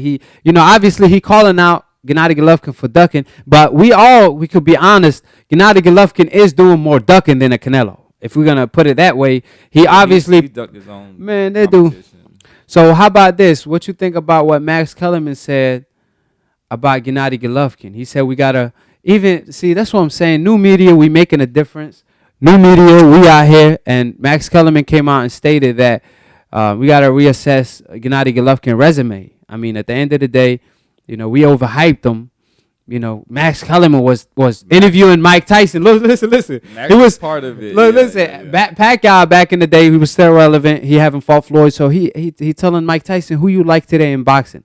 So he thinking he going to say Gennady Golovkin because he's a knockout artist. They were trying to compare him to Mike Tyson and all that. And Tyson said, I like Pacquiao, And then Max Kellerman tried to throw his 2 cents in. He was like, how about Gennady Golovkin? He looked at Max. He like, man, that dude, man, he ain't no special fighter. I'm talking, man, Manny Pacquiao. You see the head movement. You see this and that and that. And Max Kellerman was like shook, like, damn, why you had a shit on Gennady Golovkin like that? Because real recognize real. And Gennady Golovkin, you out here trying to. See, you could throw your opinion out there on TV because nobody going to counter you. But you talking to Mike Tyson, you best believe the realest going to give it to you the realest way. And Gennady Golovkin got exposed against Deveryachenko, and old media just can't hide it anymore. Max Kellerman can't ride or die for his boy no more because if he dies, he dies. If he rides the train, he dies because the train done crashed. He lost to Deveryachenko. He really lost to Danny Jacob. He beat Lemieux. That's the only name he literally beat. That's a regular name in his own division. He looked bad against Kell Brook. So on his way up, Gennady Golovkin was literally fighting nobodies. It's not the fact that, maybe he got old. Nah, it's because he stepped up in competition and he never looked the same because he's no longer fighting C-level opponents. So what you think about how Max Kellerman took his statements back? Because he they put this guy on the greatest fighter of the past 25 years, and now they look like hypocrites. So now they got to ride the Lomachenko train. But what you think about, Max Kellerman taking his statements back and agreeing with new media? Be the wave. I like his view. I mean, as you get more evidence in on whatever you're trying to make a decision or form an opinion on, you use that evidence and then reassess. I think that's a smart, to not be dogmatic in your views. So once I went back and I looked over his career, because I mean I wasn't this all like Triple G's the best boxer out there, but my view was that I did like the fact that he, even though he was seen as this monster power puncher, that he worked behind his jab. His defense wasn't as good as I thought he. I mean, he blocked with his face, so man. he was his He defense. blocked with was his not face. that. Once his level of competition started to come up, he would just. Yeah. See, I mean, So- I agree with what Max said too, like you said. But the problem is they who overhyped him. It's Max who was going on TV talking about this is the boxing fan favorite fighter. Like, nah, don't speak for me, because at the time Manny Pacquiao and Floyd, I'd rather watch Floyd than a Gennady Golovkin. You talking about like it was what a do you like? business things. He works for HBO. Yeah. That was an HBO fighter. But I'm saying they were overhyped like, them. We're gonna. What they do is they take certain fighters and they put a machine behind them, whether they warranted or not. I'm glad. Well, They stay incorrected though. what they did, but I'm glad that he's coming out and everybody's doing it. He had no choice. He had no choice. Triple G. I mean, not Triple G, but Max Kellerman, and we're all just reassessing how we feel about his career. Yep. And it's just not that. And he doesn't But look like the same I'm boxer I'm that saying impressive right now. he has to, you know, to call himself out for being incorrected, because he had to. He put himself in that position. He on TV. He knows what's up, and he the fighter that. The man that people is going to go on interviews and see him overhyping Gennady Golovkin. Like, it's one thing to say, okay, this dude look like he the goods. I think he this, he that. But one thing to come out and say, oh, he's an all-time great, put him on a list of the past 25 fighters of the past 25 years, and do things that they don't do to fighters on the coincidental list. But since Gennady Golovkin from the hope list, he from this certain group, they overpraising him when he haven't did a thing. Like I said, they didn't even wait to see how Gennady Golovkin gonna look against one real opponent. They were overhyping him from the jump, and it was just an accident ready to happen, because Gennady Golovkin was going 100 miles per hour and he lost control. And when he fought a fighter that could go faster than him, he crashed. So I'm saying, you know, it's one thing to promote a fighter, but it's one thing to lie to the public and overhype somebody, compare him to Hopkins, Hagler, when the man, you know, like I said, Gennady Golovkin, he ducked fighters. Like, let's be honest, he ducked an Andre Ward when that fight could have made him, and in his prime, that fight could have made him, it could have elevated his career if he. It would have been a bad night for him. It would have been a bad loss, but I'm saying that fight could have elevated his career. He ducked that fight, the Lara fight, the Andre fight, the Charlo fight, and he's still avoiding these fights till this day. And not just that, you know, Gennady Golovkin doesn't even want to give Deryachenko the rematch. He's over here about to fight an unknown fighter, his next fight. They talking about he's fighting this opponent that I never heard of. So I'm like, come on now. You said post-fight interview, you're going to give Deryachenko a rematch. You said post-fight interview when Andre called you out to your face that you're going to give him the opportunity. And now you fighting an unknown fighter. Like, we all know what time it is with Gennady Golovkin. So, yeah, the writing's on the wall with him, and he's just trying to cash out. So what I'm going to fight this bum just to extend my career just a little bit and then cash out. See if you have one more great performance left in you. If not, get out while you still have your faculties. all right. So next topic, you're familiar with Ryan Garcia, and you know Canelo Alvarez. Now they sparred. You know, do you think that's gonna help Ryan Garcia prepare for his next upcoming fight? We talk about that next, but I just want to talk about the sparring first. He's sparring with Canelo, and he actually training with Canelo trainer. So do you think that's a good move for his career? You know, is that sparring match in particular gonna help him? Obviously, Canelo took it easy on him. He wasn't throwing real punches, and you know he was just trying to point out a thing or two to Ryan Garcia. So what you think? I wasn't aware of the sparring session. I would say Canelo is somebody who doesn't fight the same way when he first came in.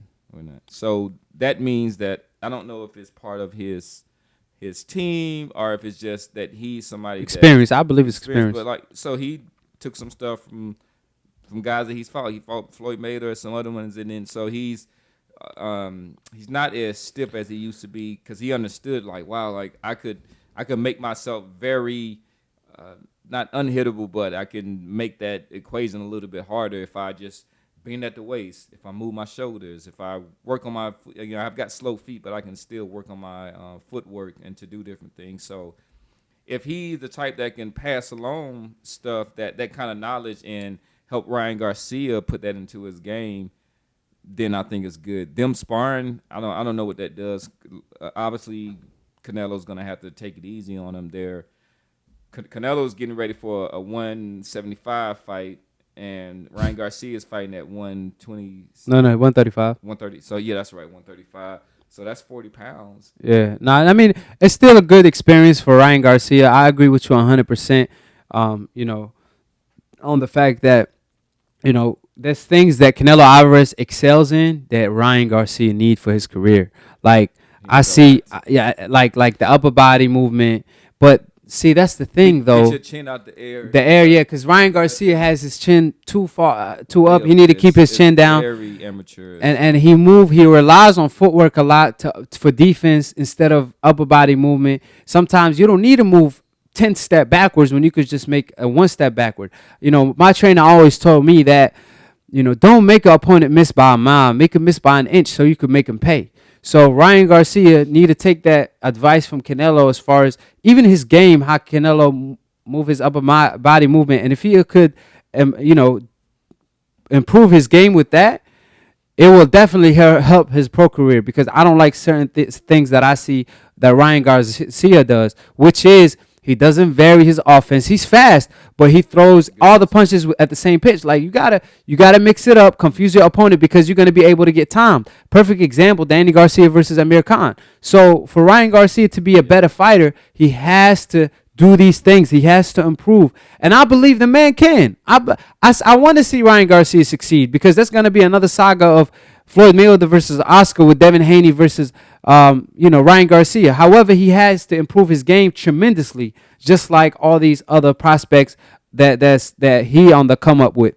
Now, I will say, fighters are gifted differently. Canelo Alvarez is gifted with his upper body movement. You know, some fighters have reflexes, some fighters don't. So I want to see if, since Ryan Garcia is stepping up, and since he has Canelo Alvarez trainer, is he's going to be able to implement certain things that Canelo does, like upper body movement, to his game. Because if he does, he's going to be a way better fighter. If not, it's going to, because like I said, at the end of the day, you got to fight your own way. You got to fight with your own style, using your gift that you're given. If you don't have reflexes like Canelo does in upper body movement, use your footwork, keep your hand up, learn how to fight in the inside, and be more comfortable, because he's not. So there's a lot of things that Ryan Garcia could take from the sparring, and just in general, how Canelo Alvarez fights, that he could excel his game on a whole nother level, because that's what he's going to need to do in order to excel in boxing. Now, his next opponent is Dono. Dono is an undefeated Filipino fighter, and he looks up to Manny Pacquiao. He's a power puncher. He didn't look too good his last fight. He was getting touched, or the fight before that, if I remember correctly. However, he's a very dangerous opponent for Ryan Garcia at this point of his career. So how do you see that fight? Who you favor in that fight? And, you know, he is fighting on Canelo Alvarez undercard, you know, co-main event. So what day is that fight? November 2nd. November 2nd. We're going to be watching it and covering it. So be on the lookout for the cookout. So what's up? Who you got in that fight, and how you see that fight playing out? I don't know a lot about Dono. What's his name? Dono. I think at this point, these aren't. It might be a little bit of a step up in class. I want to see. I think that is a step up in class for who? For Ryan Garcia. I feel like it's time. He needed Dono for. Yeah. I think part of Oscar and them, they want to see exactly what the goods is with the kid, because he has all of the other intangibles to make him a star. I just need to be able to fight. I think he's real green. I don't really expect that big of a challenge from him in this fight. I think that it's a reason why he's fighting Dono, even though, I mean, records, it doesn't matter. It's the story behind the record. So if you're fighting somebody that is who's had a bunch of lambs that's been led to the slaughter for you to build up a record, it doesn't mean anything. Yeah. It looks good. So But I'll see. I'll Yeah, go and look up some footage. you're just not too familiar with Dono, but I seen him. He's a short fighter. He could fight. Um, I would like to see how Ryan Garcia look against him.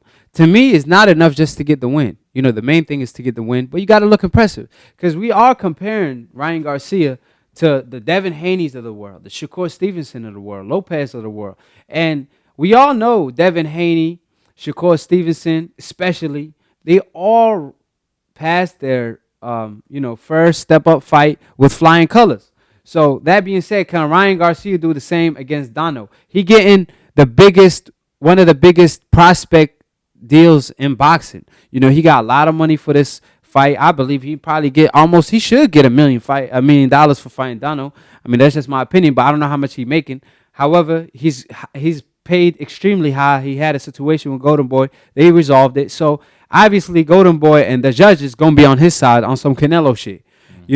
So even if he doesn't win, the judges is going to help him out a little bit. But what I'm saying, I don't care about winning.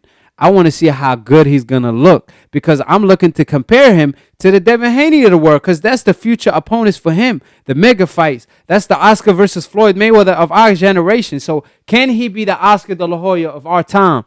Can he beat Dono impressively? And if he does, the sky's the limit because he have Lopez mega fight, Lomachenko, Devin Haney, Shakur Stevenson, and all these fights are mega fights because Ryan Garcia is famous. Tank too. All these fights are mega fights because Ryan Garcia, hate it or love it, he a superstar in the social media.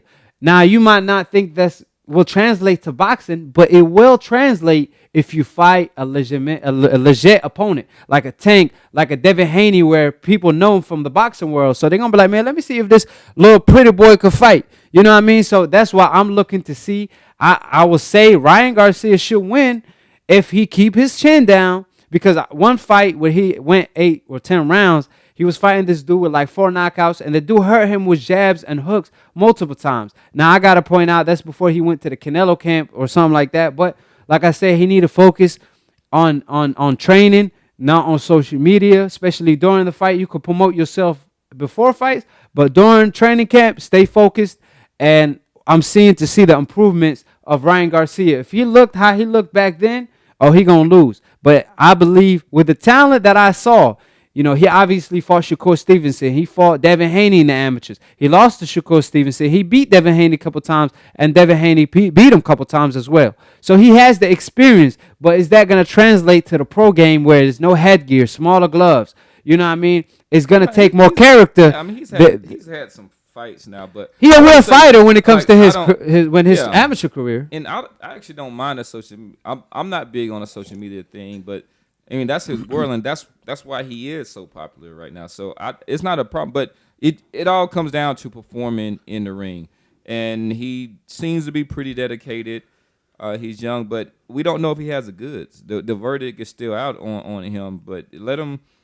That's going to translate into dollars. So I'm saying I'm with it. I'm sure he's got somebody work with him to do it and make sure that he does have that presence. But you know what your priorities are, and on the big stage, use the opportunity because it's on the zone. Yeah. And you got to have that tunnel vision. You got to have that tunnel vision where you ain't going to let things like, oh, my fans going to be like, I got hit, man. You forget all that. You got to have that tunnel vision. I like Ryan Garcia. I like what he brings to the table. But the only thing about Ryan Garcia that he must do is just work with your attributes. You know, his speed, his experience, use that to your advantage. Like I said, vary your offense where you vary your speed as far as how fast you throw the punch and also how much power you put behind every punch. Put power behind punches that's going to land.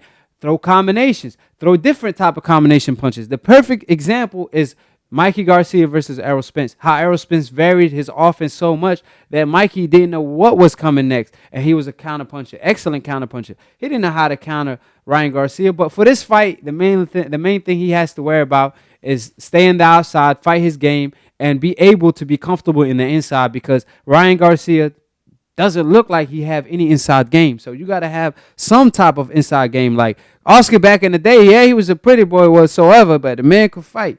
That being said, you know, on to our last two topics. We got, Manny. You got your boy Manny. He had a list. He said, "Yeah, he told his fans, pick my next fight." He said, "Pick my next fight." However, he didn't tell his fans that when y'all picking my next fight, y'all only have 2 options. Y'all have Mikey Garcia, and I forgot who's the other option, but it wasn't Errol Spence. Errol Spence wasn't on the list. Yeah, it was Mikey Garcia and some other fighter. Damn, I can't remember who it is. I'll find out who it is. I think that's important. We should have that Yeah. as part of it. Damn, who was the other fighter? But anyways, So this but it is- wasn't Errol Spence on the list. So I'm like, how you gonna tell your fans? Because I know Manny Pacquiao gonna come out and be like, you know what? I didn't fight Errol Spence because I told my fans to pick my fight. So I fight who my fans want me to fight. But like, nah, stop playing game with us. You didn't put Errol Spence on the list, just like he didn't put Errol Spence on the list when he fought Keith Thurman. He did the same thing for the Keith Thurman fight, and he didn't put Errol Spence on the list then. So don't come out and say you ain't fighting Errol Spence because that's not who the fans want you to fight. Because the fans want you to fight Errol Spence. Even your own fans believe you could beat Errol Spence. That being said, you could be delusional, but how about you fight Errol Spence and prove your fans right? You know what I'm saying? Instead of coming out saying, oh, I fought who my fans want me to fight when you didn't even have Errol Spence on the list. That being said, what you think about that? So who's on the list? I don't know if he put this out there, but they're saying that Manny's shortlist of potential opponents are likely these two, and they're saying Amir Khan. Oh, Amir Khan, yeah, and Amir Mikey Khan. Garcia. And come on So, now, I mean, Amir Khan, man. But I'm it's the one that said the whole time that he was going to get the Mikey guy. I mean, that's not, but it's like, so Amir Khan has no, but that's what they're saying. That's a good. I mean, I'd rather see him versus Amir Khan, man. If you're gonna take an easy fight, go all the way. Why? Go all the way because why fight Mikey coming off his biggest ass whooping of his career when you could fight Amir Khan coming off a BS win? But at the end of the day, Amir. What big ass win? Look, let me tell you why. Let me Name a big ass win from Amir Khan in the last. BS. Oh, BS win. Yeah, BS win. Okay. So look, hold on. Why would you fight Mikey Garcia coming off his biggest ass whooping to Errol Spence, right? And then risk the fact that Mikey could still beat you, because I believe Mikey, that's almost a 50-50 fight. It's and close. It's you know a what I'm good saying? fight. It's a When good you fight. could fight an Amir Khan, and that's a knockout looking to happen if Manny is the Manny that showed up against Keith Thurman, right? Why you don't fight Amir Khan? Because Amir Khan coming off a win at least against, obviously 130 pounder, but it don't matter. He coming off a win. You know what I mean? Hold on. It's an easy fight. So if you want to take on a tune-up fight to see if you could get the winner of Errol Spence versus Terrence Crawford in the future, maybe for a big mega fight, why you don't do that? Why you don't do that? You know what I mean? I would not do the Amir Khan fight. So, at least with Mikey, because Mikey's still on people's pound per pound. Like, just because you have a lot, like, it's okay to lose in boxing, right? But at least come back and but fight take the somebody, challenge. man. He is like, he want to fight Pacquiao. Man, Let's come back and fight. somebody. Show us that you're still the same. Because Errol Spence beat him so bad. Pacquiao. He's somebody that has a belt that just beat Thurman. Errol Spence beat 3 years out of his career. He don't deserve a Manny Pacquiao fight. Well, I think. So how we'll you let lose? the fans determine that. So Mikey moved up a weight and lost to a champion, but he gonna get With a another two-weight title. class. He gonna get another title right away. Like, what did he do to deserve another title I shot? think just be popular with. Come on, I man. said That's that he was. So Lomachenko got the same thing with Mikey Garcia. I mean, Lomachenko got the same thing when he fought and lost to Salido and then fought Gary Russell right away. And if you're talking about Mikey so popular, what was he when he was supposed to fight Gamboa? He was a no-show. You know what I'm saying? He ducked Gamboa. He probably would have and beat Gamboa. It don't matter. I wanted to see that fight. Everybody wanted to see that fight. He didn't fight Gamboa. Yeah. You know what I mean? And now he wanted to fight Errol Spence. We gave him the props for at least fighting Errol Spence. And now you getting a... Come on, because that was the greatest ass whooping ever. I'm saying it was like, why am I? There's no more victories in boxing. He wasn't. It's not, but like he didn't go out of his shield to the win. thing is, if like they're not gonna be willing to take these chances and do something that might be if they have this one loss, which everybody expected except for Sugar Ray Leonard, which I think he might have been trying to sell the fight. Nah, he was just delusional. Everybody expected. I mean, maybe not in that dominating fashion. Well, I think that people didn't really know, but everybody expecting him to lose. He was supposed to go out at least Mexican style on his shield. Like, He you know never what? fought like- But he it don't never matter. fought like I'm that. saying he was surviving after the 6th round. Errol Spence beat him up. He put a beating on him because Mikey was just being a punching bag. What happened to being a speed bag and counter?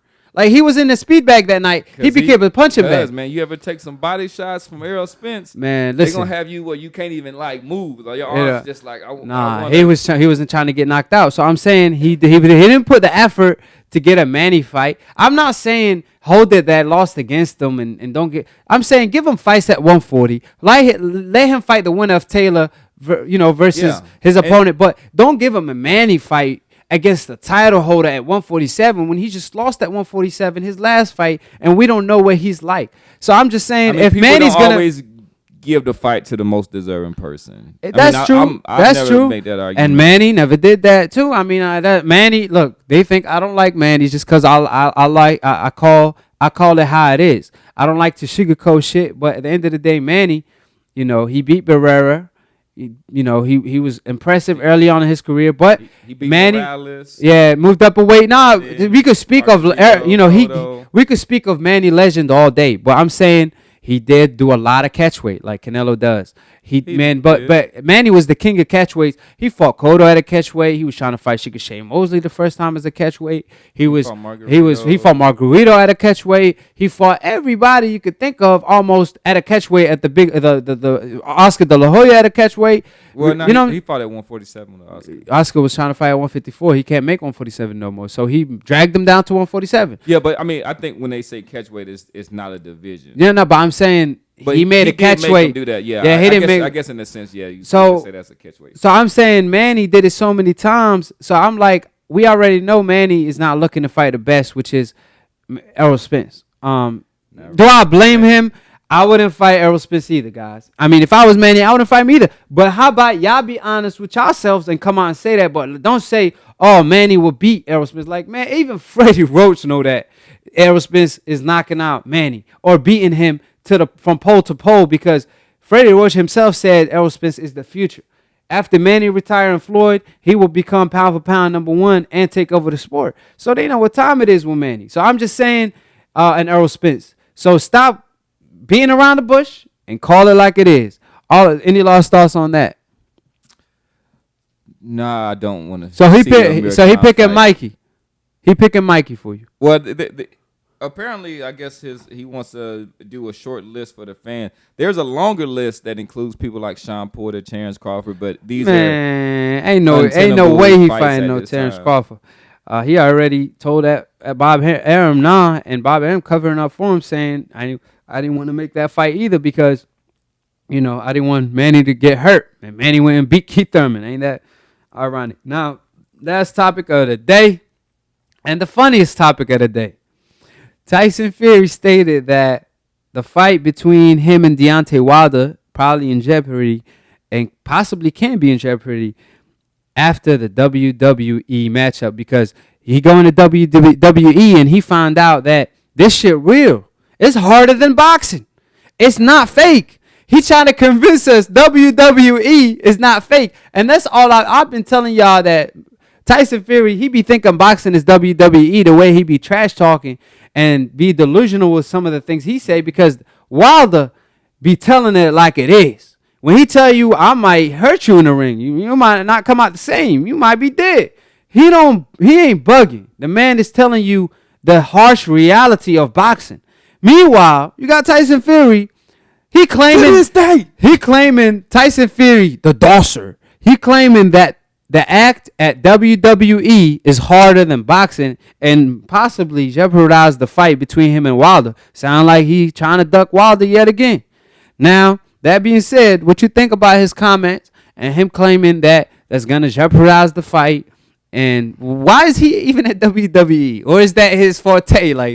One thing is they write out big checks to get people to come in there. That's the same reason why you saw Floyd doing it. Well, Floyd did it when Floyd retired in 2007. Still, man, that wasn't no real retirement. No, I know that. Floyd retired 4 times. I'm saying Floyd Mayweather retired at the time, And for 2 years, he made money. He made $25 million off that, but he was chilling, and it was a guaranteed win. In the WWE, it was basically a show, but I'm saying it's a fake show. Same thing with him with Tyson Fury. That's what I'm saying. That's a big check.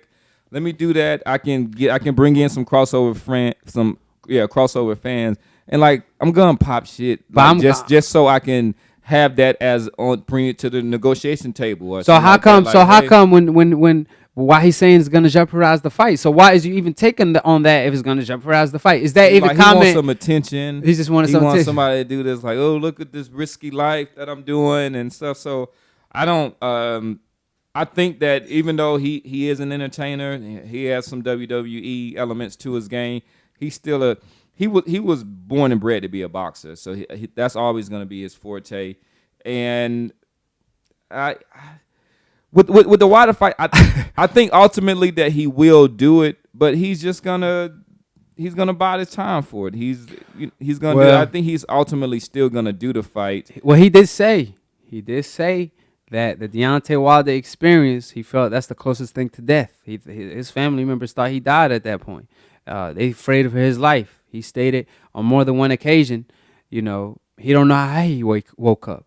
He don't even remember what happened. So obviously he kind of, hypnotized about the whole situation. But I feel like he fit in WWE. Like, man, hold on. Like, come on now. Come on, man. Hey, come on now. Don't you think when he be talking trash, like, don't it sound... might be the best heavyweight champion in the world, right? I mean, we don't necessarily know, but he can stake the claim. He was the last lineal champion. He was giving Wilder the business, even had him hurt, and ultimately outboxed them. And then you have Ruiz and AJ. Man, a little mentally he didn't fragile. even beat the count. He didn't even beat the count. That. Why not? Okay, that's like Buster Douglas didn't beat the count. He didn't. So let's take his win away from Mike Tyson. No, but he didn't. He knocked out Tyson. Fury didn't knock out Wilder. And keep in mind, hold on. Street and listen. Beat him by points. Wilder. Now it was a close fight. The early rounds was close, and then I had him winning. Listen, the early rounds was close. You can make a case that Wilder was a draw. What are you talking about? It was close. So you get credit for swinging and missing. Because that's the only thing Wilder was doing Okay, early. hold on. You get credit for swinging and missing. So you give credit for Tyson Fury for making Deontay Wilder miss but not pay? Man, what? Go back and watch the early rounds. The fight. Let's go rewatch the fight. Watch the whole fight. Let's watch the whole fight. The first couple rounds. Give me some rounds. Hold on. Show me some rounds you can get to The first couple rounds, Deontay Wilder was landing to the body. He was throwing that jab to the body, sticking him to the body. Hold on. Oh, he was outboxing him. No, I'm not saying he was outboxing him. He was being the effective aggressor. He was landing on Tyson Fury. Tyson Fury was kind of a little bit worried about Wilder, trying to see what he's bringing to the table. That's when Wilder kind of got over anxious and started swinging wild before he had Tyson Fury hurt, instead of focusing on the body like he should, like he did early on. He did it early on. And that's a difference because he normally don't swing wild. Hold on. Like he's real technical. Hold on. That's just how he fight. Can I say my piece? Go ahead.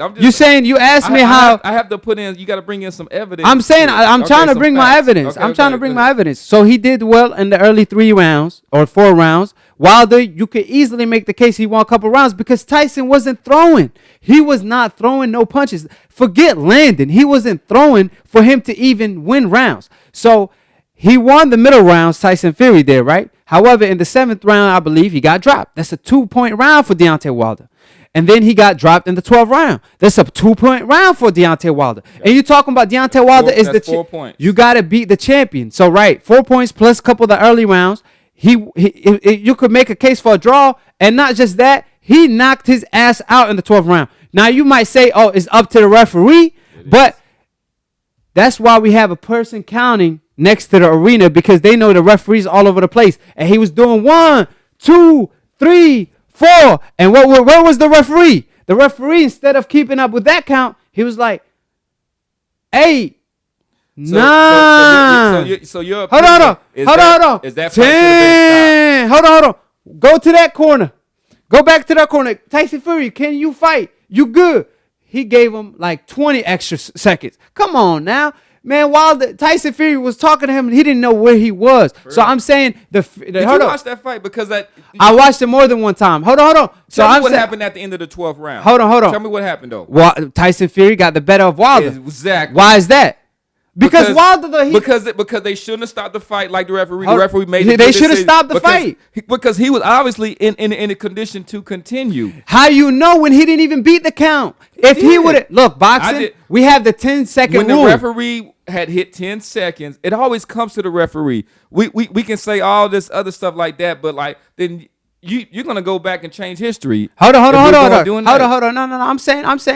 No. I'm put it like this. Tyson Fury got the complexion for the protection. They want a great story. Hold on. The referee is the same complexion as Tyson Fury. He like, you know what? I'm gonna give this dude extra seconds. Hold on. That's never happened to. Hold on. It happened before. That's never but happened to just like Wilder. I called out Chavez Sr. for his win when the referee did some BS, I'm going to call out Tyson Fury, referee, for doing the same old shit. Just like I keep the same energy with all the referees. So I'm saying he took Deontay Wilder win from him because Wilder thought the fight was over. That's his fault. That's his dumb fault. Hold on. Deontay Wilder got over anxious after the referee gave the dude all the time he needed to recover, 20 seconds. And then he got caught in the process. I'm not trying to justify that, but if you thought if you thought Tyson Fury won, you know what? Listen, Deontay Wilder knocked him out too. So that being said, draw was the perfect thing, right? Now, how about run it back? Why didn't he run it back? We should run it back. Oh, no, but I'm saying why didn't he run it back? I don't know. What do you mean you don't know? I'm not in his pockets. I know. Hold on. Let me I'm not gonna be like, scared of him. Can I give you the facts? You are. I mean, how long how long your facts are gonna be? These facts is like stretching. I'm gonna give you. Give me a minute. This is what happened. Okay. The rematch was supposed to take right away. Wilder was saying run it back. Tyson Fury said okay, and then they gave Tyson Fury $40 million, and then Wilder guaranteed. Guess what happened? He turned down that fight to go to ESPN, claiming they signed me for a big, check. Mm-hmm. Keep in mind the contract that they signed him in. The first two fights is just tune-ups. He's gonna make like a couple millions, $1 million or $2 million, right? Mm-hmm. And then the third fight with a Wilder, that's where all the guarantee money gonna come in. Okay.